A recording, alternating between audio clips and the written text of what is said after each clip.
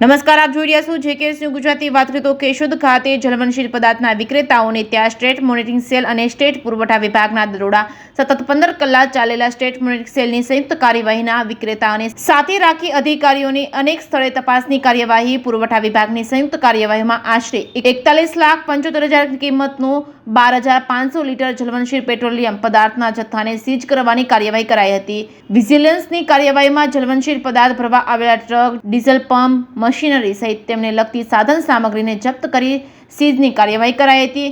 SMC અને પુરવઠા વિભાગની કાર્યવાહીમાં આશરે 79 કરોડ સહિત રાધે ટ્રેડિંગના ભાગીદારો અને 2 ટ્રક ડ્રાઈવરને રાઉન્ડ અપ કરી પૂછપરછ હાથ ધરાઈ હતી. કેશોદમાં રાત્રિ દરમિયાન એલડીઓ પંપ પર દરોડાની કાર્યવાહીમાં જ્વલનશીલ પદાર્થના નમૂના લેવા સહિતની કાયદેસરની કાર્યવાહીમાં મામલતદાર, એફએસએલ અને પોલીસ તંત્ર ખડે પગે. વહીવટીતંત્ર દ્વારા ટ્રક ડીઝલનો